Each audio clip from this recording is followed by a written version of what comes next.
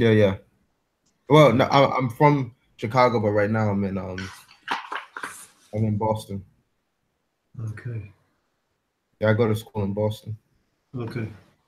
All right, but I'm about to just start the introduction. Sure. All right. In the name of Allah, the Beneficent, the Merciful, I bear witness that there is no God worthy of worship except Allah, and I bear witness that Muhammad is his messenger. I'm here today to discuss the life of a Muslim freedom fighter, Imam Abdullah Haroon, who, in the midst of the struggle against apartheid, he stood on the side of justice. Apartheid was an unjust political system that, in every facet of life, discriminated against the indigenous black population. It was a racist political system that Europeans established for their own economic and their own material benefit.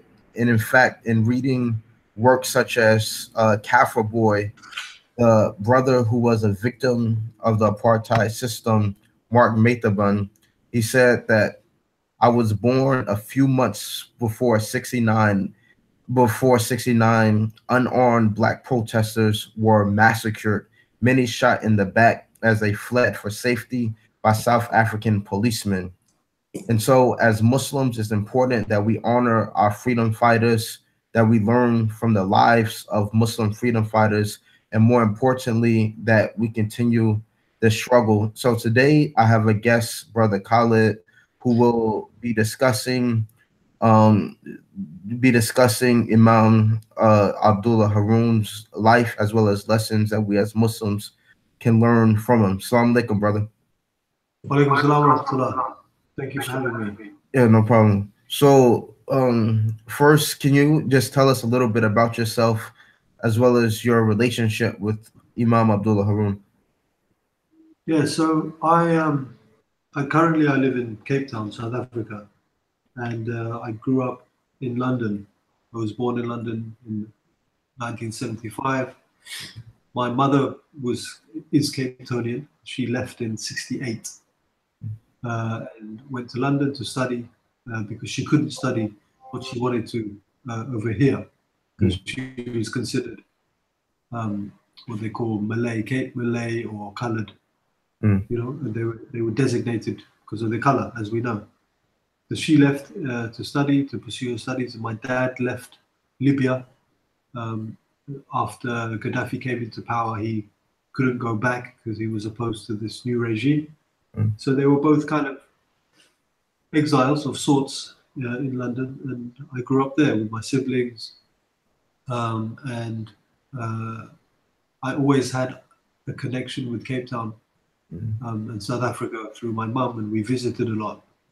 And so in 2005, I left London to come and make a film. I studied film and I was training as a director in London, but I left to make a film about Imam Abdullah Haroon, who was my mother's father. mm. So yeah, I was kind of like trying to find out about my grandfather beyond the myths around him and beyond the kind of just to find out who he was as a grandfather outside of him being this martyr figure. Mm. And so I'm here. I'm still making films, and I completed that film 6 years after I arrived. Uh, yeah, and here I am. Thank you. So, what exactly was your grandfather known for? So yeah, Imam Haroon. If you come to Cape Town, or if you talk to South African Muslims, and you mention the Imam, right? He's known as the Imam because he uh, he was born in 1923, Mm, and during the mid-century, when apartheid was at its height, mm, he was he became an imam. He was like one of the youngest imam in Cape Town at the time, and he was kind of quite outspoken. And the Muslim community here at that time were quite conservative, and they had a higher status in the kind of racial categorization than the blacks of the country, definitely, and the Indians. and so they didn't really want to rock the boat Mm. with the white government in terms of wanting to pray where they wanted to pray and kind of go about their business. But they still were kind of trapped within the system. But Imam Haroon was opposed to this kind of way of thinking, and he would use his position as an imam initially. So he was made imam in 55, and so I think he was 30 years old, and he used the minbar to propagate ideas, anti-apartheid ideas. He used the minbar to give the youth a voice and to give women a voice, which in those times was kind of not the thing to do, right? Because it's quite patriarchal kind of space, but he was quite progressive in that way. And as the 50s and 60s got worse in terms of the apartheid machine, he became more outspoken, and then he started to become active with opposition groups, anti-apartheid groups like the PAC, Pan African Congress, some people of the ANC, other groups, Black Sash. And he kind of, in a way, became more politically active. He would travel, he would use his position as an imam to travel in and out of the townships where you weren't allowed to go if you didn't have a pass, if you weren't black. And he would propagate Islam, but also just kind of bring some kind of peace, or speak about peace with the people there who were suffering the most. The Muslim community, his kind of peers back in the kind of coloured areas of Cape Town, didn't really agree with him doing this work, going into the townships, speaking to the black population, because they had their own kind of racist tendencies also. Not all of them, but in the main it was like this. People even called him, he was referred to as the Kafir Imam. Wow. Because he had friends in the townships and he helped to set up kind of some of the first mosques in Cape Town, in the townships. Mm. And so he was also being, being spied on by the security police, and then in the late 60s, the mid to late 60s, he became more active, traveling and raising funds outside of the country for people who were impoverished in the country, inside the country, whose breadwinners were in prison or were killed, and he would bring money back and stuff like that. And so in May 69, so he took my mother to London in 68, December. He left her there to study. There was a kind of small South African community there. And then he went back to Cape Town. And in May of 69, he was imprisoned in a prison, local prison, by the security police. They came to the house and they imprisoned him under what they called the Terrorism Act at the time, which was introduced in 67. And this act stated that you could be imprisoned or detained without any kind of lawyer for up to 4 months, or 100 days or something like that. So no one spoke to him while he was in prison. May, June, July, August. In September, the end of September, he was pronounced dead. And people thought he would come back. People thought he would come out. He wasn't a violent man. He didn't set up bombs or anything like that. But they tortured him. There was an autopsy, and there was proof there was torturing going on, and he had broken ribs, and he suffered. I think at the end he suffered a heart attack. So he died on the 27th, which was a Saturday. On the Monday was the janaza, and then people were shocked. Because he was quite loved in the community. He was very active. He was very friendly with everyone. The people liked him. He was a very jovial figure. And on his funeral day, there were like 30,000 people in the streets following the janaza to the cemetery where he was buried. And on the night he was buried, there were earth tremors in Cape Town, which never happens, right? Over here, there are no kind of fault lines here. And people, obviously the Muslim and the Christian and people of some spiritual belief, attributed this to a sign from Allah. But this also became part of the myth around the Imam, right? The earthquake on the day he died.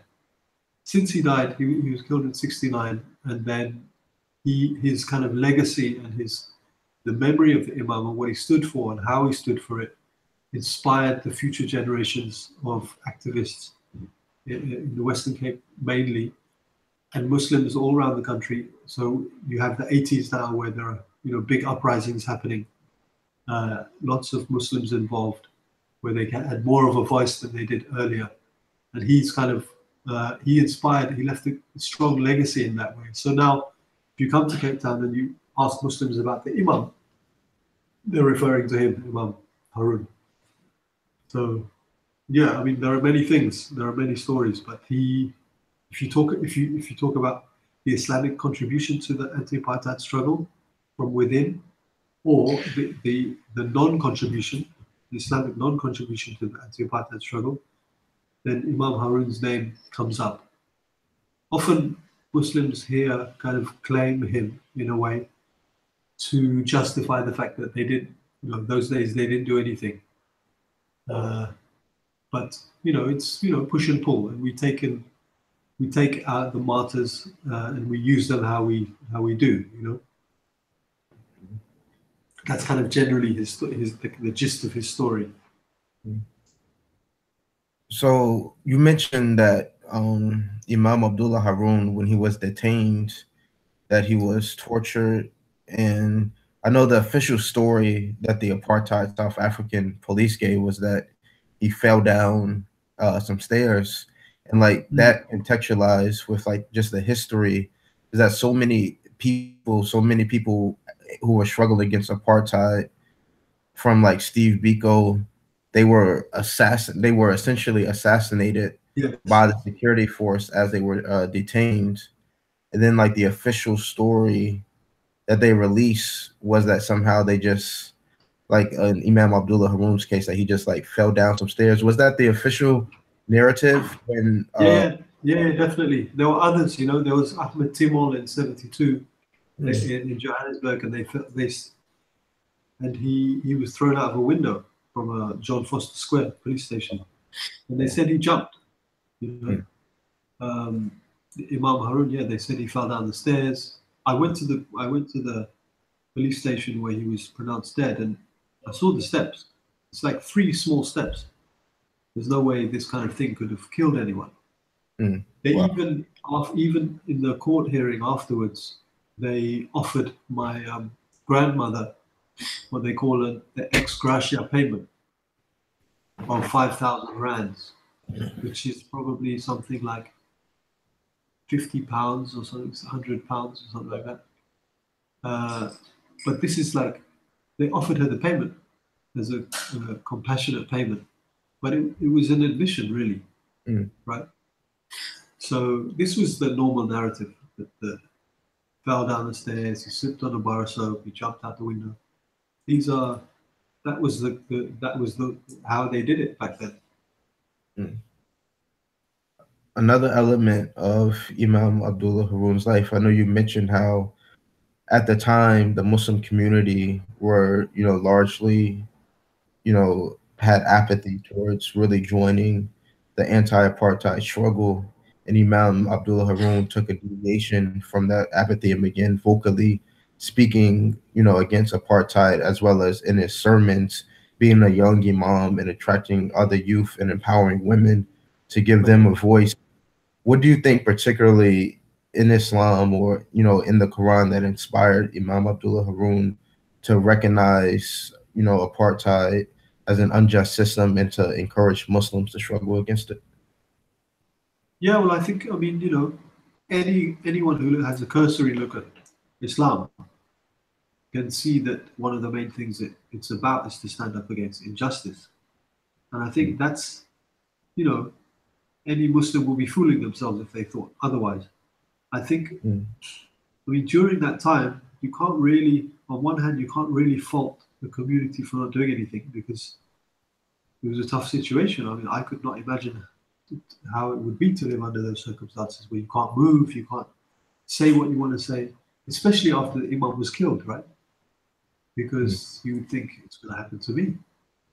But I think with with my grandfather, he had a series of teachers in his early youth who kind of inspired in him those ideas of working against injustice.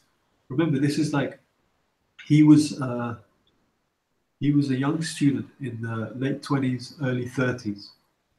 This was around the time when people like Hassan al-Banna were. It was kind of the breakup of the Ottoman Empire had just happened. Nationalism was kind of rife in the Islamic world, and there were some ulama, some scholars who were trying to work against that.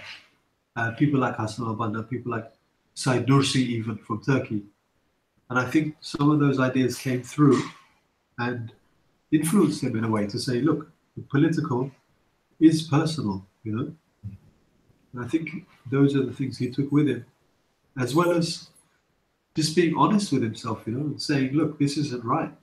We need to say something at least. We're not going to do anything. We need to say something. So, yeah, I think it was kind of always there, but just he had a series of teachers who highlighted it for him. And just with his own kind of fitra sense, you know. Yeah.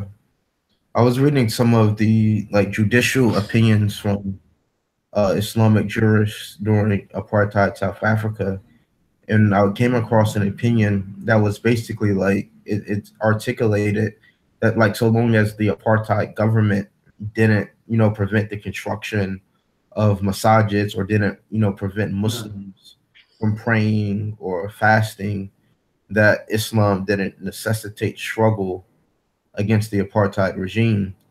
And obviously, Imam Abdullah Haroon, he wasn't of that opinion, and he did believe that Islam necessitated struggle against the apartheid regime. So you mentioned some of his teachers or Islamic thinkers who he were influenced by. Can you elaborate upon that some more for me? Yes, I mean he was sent to Mecca to study his hifz and to study Quran, and just before World War II broke out, he had to come back, so he didn't actually finish his Quranic studies. But I'll have to look up. While we're talking, I'll look for the name of his teacher, but I don't have it offhand right now. But it was around that time. It was around that time when Islamic ideas in the Middle East were becoming more political, right? Because before that, there was kind of some kind of ummah that was trying or in some way holding things together. But then it became more of a political voice because of nationalism, because of the rise of, maybe capitalism in some way, but more like the end of the colonial period, when there was some kind of window that these African countries would get their countries back. There was also like ideas of now how do we then use that and deal with that. So I think a lot of the political ideas came strong during that time. Yeah, I think this is, like particularly relevant in terms of it's like a challenge to apolitical Muslims who seek to, separate the political from the personal. One thing that I was reading about Imam Abdullah Haroon is that he was actually active in, going to the Bantustans and giving dawah. And so he earned the nickname, as you mentioned earlier, of Kafir Lover. For those who may not know, can you describe, what exactly Kafir meant in terms of apartheid South Africa and why Imam Abdullah earned that nickname? What the word kafir? You want me to explain what the word? Yeah, I mean kafir. Even now, it's there was a recent case of a woman calling someone kafir publicly, and she got like imprisoned. It's a it's an open act of racism. It's not like, you know, it's not like, you know, young brothers calling each other nigger as an act of love in a way, right? People don't even think about that, the word kafir, or mention it to each other. So it's kind of like, yeah, it's not a word you use. Those days, I mean, the apartheid system was so strong and so kind of vociferous that it infiltrated everyone's minds and everyone's sphere of life, so that when you did see black people in the street, you automatically felt like, you know, you were above them, or they were definitely below you, right? So I think in those days, yeah, especially white people, to call black people kafirs was normal thing. And so for the Muslim people or in his community to refer to him as that, they're not only kind of putting down black people in the townships who are living in, you know, extreme conditions, they're also putting down someone who's trying to help. I guess, you know, many things that you can read into that. It's like envy, jealousy, there's, you know, upsetness. I mean, it's basic nafs at work, you know. Yeah, so there's an interesting story though. He went to the township, Langa, and he was being followed by the police. So he went to see his friends there, some black Muslims there. He went with his friends from the town, and they had to escape. So one of the guys from the township said, "Put this shoe shine on your face," because he had a light skin and he had a bald head. So he kind of blackfaced himself up to escape the police. So yeah, kind of funny that he used it, right? But I don't think he like took it to heart. He was just on his mission, you know. He kept going, even though people in the back were telling him all this other nonsense. Are there any particular things that you think Muslims can learn from the life of Imam Abdullah Haroon? Yeah, definitely. I mean, one would need to read a little bit about him to get a clearer idea of, you know, you have to get an idea of the context of the space at the time, what he was up against, other things he did in his life, like he taught his daughter how to play piano, or he encouraged her to play piano at a time when kind of it's unheard of. He sent his daughter when she was 18, 1968, to London to study, which is, you know, it's also kind of unheard of. This is a daughter of an imam. He used to dress nicely. He would, you know, dress stylishly. He was even voted in one newspaper at the time as the best dressed man in Cape Town. So he was into like looking good. He was into vanity, I guess, in a way. There are lots and lots of pictures of him. He didn't mind people taking pictures of him. He would talk to women. He would talk to people he didn't know, non-Muslims, Muslims. So beyond the whole kind of political aspect of his life and him being an imam, there was also this other side where he was an open person, right? But still very, you know, he would fast twice a week throughout his whole life, right? Monday, Thursday. So he was quite a strict, observant Muslim. And a spiritual man, he would go to the shrines of the sheikhs and make some dua or make some dhikr, even while his friends waited in the car outside. So he would, and then he would go on his mission. He would go and try and help people. So if you read a little bit about him, understand the context of the space, maybe even if you see the film, how I kind of look at him in a way, then the lessons you learn are quite a lot of lessons. But I think the main thing is just to be, or here is a man who was, in a way, true to himself and true to teachings of Islam in a very open, kind of progressive way. And I think, yeah, I mean, look, if we get that from him in our lives, I think it's quite a lot. Where can people? I don't know, what did you get from it, from seeing the film or from reading about him? Yeah, so actually, a couple years ago, like I would say around 3 years ago, I took a course in my undergraduate class, and I began just studying the history of apartheid South Africa.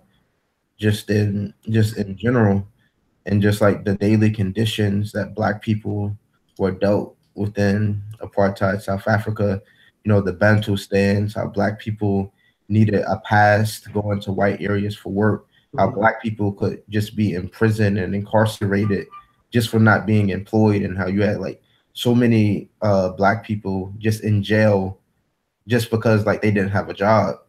And so Yeah. it's clearly, unjust, tyrannical system. And to hear that Muslims who, are joined in the Quran to, struggle against oppression and tyranny, that, there was like a largely, um, you know, a very, apathetic response to challenging apartheid via, the opinion of the Muslim Judicial Council. And so when I came across the life of Imam Abdullah Haroon, it really, really touched me because he was true to his conviction in terms of challenging apartheid. As an imam, he was able to connect with, the youth, and he embodied Islamic principles of reaching out to the oppressed. He went to the Bantu stands in order to deliver dawah. He didn't just stay, in his area, but he reached out to the Bantu stands, which were the most black people in the Bantu stands were living under extreme conditions of poverty, of displacement, and then his call for other Muslims and inspiring other Muslims to challenge apartheid was something I found very, very honorable and courageous. Uh-huh. I definitely think that more Muslims need to learn about the life of Imam Abdullah Haroon, because very few, at least in the United States, have like known, about his life and his commitment to struggle. So inshallah, I do want to seek to work to educate more Muslims about his life, as well as the lessons we can learn from his life in terms of challenging injustices here in the United States. I think even in post-apartheid South Africa, there's still so much. The legacy of apartheid lives on in terms of land distribution, in terms of economic distribution of wealth. Still, the wealth is largely in white control. The land largely under white control, and I think Muslims need to come back to the legacy of Imam Abdullah Haroon in terms of challenging contemporary, the legacy of apartheid and the unjust injustices that apartheid still the legacy that it still has to this very day. Yeah, definitely. I mean, it's interesting you say that American Muslims should know about him because, yeah, I think when I started making the film, I came to the US Mm, 2006 or 5 to I came to ISNA, the ISNA conference, mm, right? And I wanted to I kind of promo together. I wanted to raise money basically. I thought who better to go to that quite naively mm, than the Muslims, right? To raise money. Most people didn't know, never heard about Imam Harun. They were surprised I was even from South Africa, and they thought what I thought there were only black and white people there, mm, and so there was generally, maybe still is, a lot of ignorance about Islam and its role in the country, and also the idea that revolutionary figures are not just black, yeah, right? yeah, They're not just African American, yeah, you know, not just Malcolm X, it's not just Martin yeah, Luther King, it's not just these kind of people, yeah. but they come in all forms, and kind of Mm-hmm, blackness and the Steve Biko sense of blackness mm-hmm, is bigger than that. mm-hmm, And here we have like a modern Muslim revolutionary figure mm-hmm, who kind of encompasses the old those traditional teachings and kind of a modern approach. And if you think about, I mean, what struck me the most about his story was that if you try and think about the Muslim kind of revolutionary characters from our last 50 years, people that you and I can relate to on a level, there aren't many, right? You know, Malcolm X, of course.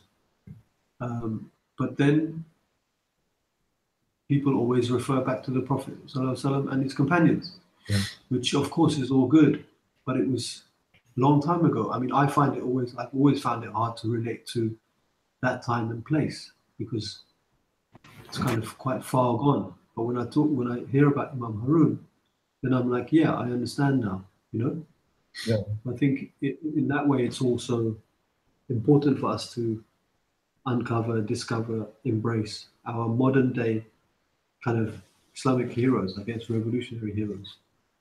Yeah, definitely. And I also think so within the United States, there is this sort of disconnect between Black Muslims who like their Islam is rooted in the history of like a challenge to white supremacy, Right. beginning with the Nation of Islam, beginning with its branch into like Malcolm X, and Malcolm X is left a revolutionary legacy, and many Muslims adhere to. Many Black people come to Islam, particularly because they seek to be spiritually empowered to challenging white supremacy, and there's a disconnect between many immigrant Muslims who come to the United States for economic reasons or for their own financial motivations, and who don't root themselves in that same struggle against white supremacy. And I think Imam Abdullah Haroon, as like a revolutionary Muslim figure, Mm. he's not Black,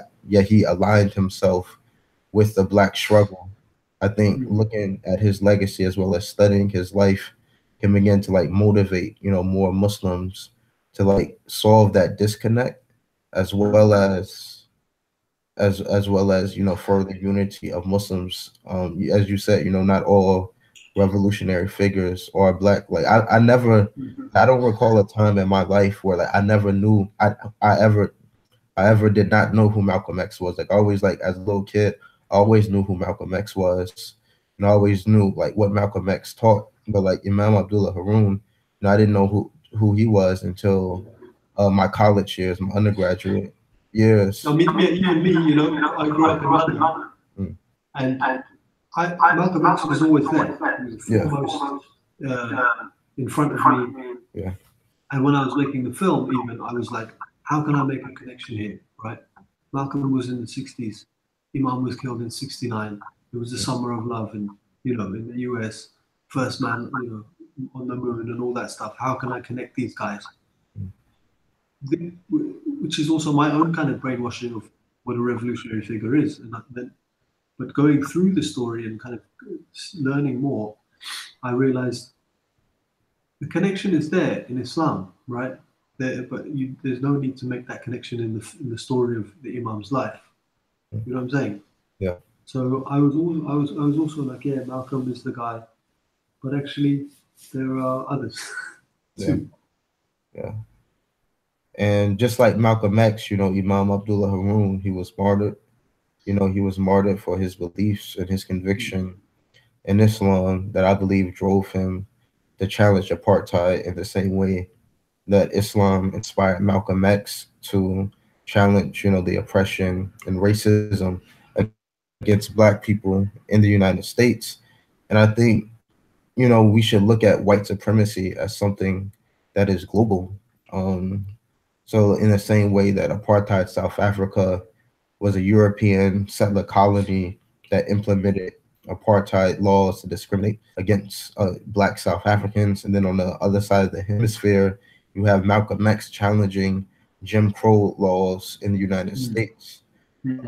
The way in which white supremacy as a political system seeks to elevate white people, European descendant people, is something that Muslims have to be vocal and challenging. And I think Imam Abdullah Haroon, his conviction in Islam, challenged him to challenge the white supremacy in his area, and I think other Muslims can begin to learn from that as well. Yeah, definitely. I mean, white supremacy. If you want to talk about it, like apartheid was the height of that, Yeah, and it would happen in India when the English were there.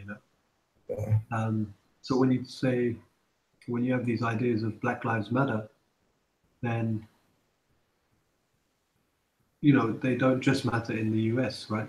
yeah, So it's far-reaching. It is a global thing. And I Absolutely. think Imam, in a way, I think Imam, you saw that. You know? Yeah. If individuals would like to read more into Imam Abdullah Haroon's life or learn more about him, where can they turn to? Um, well, there is a book called The Killing of the Imam, which was written by Bani Desai, and he was a very good friend of the Imam. He was PAC member, very famous struggle guy, who after the Imam's death decided to write this book. Um, there There's a website that we run as a family here called it's imamharoon.com. Okay. You can read up about his whole life there. You can see pictures. There are links to other interesting things. I made a documentary film about him, his life and legacy, uh, which has kind of become, a document on his life in a visual way. Uh, and any South African Muslim you come across, ask them. Okay. Yeah. I wanted to come back to one point you discussed earlier. You said that when you came to the United States, and then you said you were at an IGNA conference, that the Mm. people were like largely not cognizant of the life of Imam Abdullah Haroon. And people in the United States, they know about Black Muslim revolutionaries, just Malcolm X. But the way that Malcolm X is talked about is often he's often like stripped. He's like almost like tokenized in the sense that they like talk about his life in a way that's detached from the Black freedom struggle, really just upheld as like this token, but like Mm. without like a real commitment to the struggle that he embodied. And so I definitely think that just like in studying the life of Imam Abdullah Haroon, who in my eyes is like a hero, on the par with Malcolm X and just about any other Mm. revolutionary. He was martyred, by the apartheid regime and for his conviction in Islam. So I definitely, inshallah, look forward to just more Muslims learning about his life and learning from his struggle, as well as, continuing the struggle against contemporary manifestations Mm. of racism and oppression in Yeah. the world. I mean, these figures, I mean, I personally don't think it's for all of us to to be like them, to be Yeah, them. yeah, They These specific figures come out in different times to mm, show us, right, yeah, and to teach us and to remind us and to lead us. If we were all like that, there wouldn't be a problem. mm, But we kind of need these people without us feeling like we have to be like them. So, and because it's not easy, it's not easy yeah, to stand up against, Trumpism or apartheid or whatever it is, yeah, as a community or as an individual. So the battle is always a personal battle of the nafs and the lower self, those basic teachings of Islam. mm, It always comes back to that. So that every now and then there are these specific individuals who Allah gives them light, gives them hidayah, gives them kind of strength, like Malcolm, mm, like Imam. And then, so it's important to see them as beacons.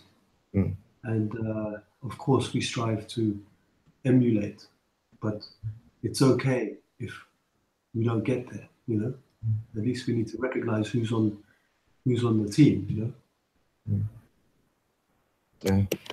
Well, thank you for sharing your words, on sharing about the life of your grandfather. And Mm. inshallah, we can do more to, spread information about his life, especially here in the United States, where the knowledge is very minimal.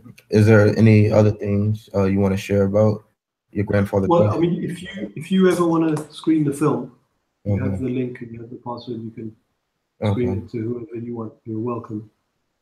Appreciate it. Um, I think there's something to be said about how the Imam saw himself Mm, as kind of, these you hear these stories of how the Prophet ﷺ was always clean and um, well turned out, and he would approach people who were his enemies or his friends in a very kind of positive and clean manner.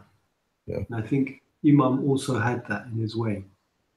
So the appearance, which comes down to the smile, which is a sunnah, to if you look at all those photos of him, he's always smiling, he's always looking like on point. Yeah. I think that's something good to take, in this day and age where it's kind of very materialist, it's very kind of focused to the self, it's very much on the appearance and how we turn out. Then it's good if we turn out with the right intention, Okay. Well, it reminds me of that brother in the US, Osama Khanna. You know him from Tatlif, yeah, collective, and he's always looking very well turned out. And I think in this day and age, your appearance kind of speaks before you speak, right? Yeah. There's something in that. I think we can all gain. Because I don't know many people. I'm definitely not beyond my ego, So if yeah, kind of take that. All right. Well, thank you for joining me for this discussion. Inshallah, the Muslims can learn from Imam Abdullah Haroon's life, and we can help to work continue his legacy. Okay, shukran. Ramadan Mubarak to you. Ramadan Mubarak. Okay, assalamu alaikum. Wa alaikum salam.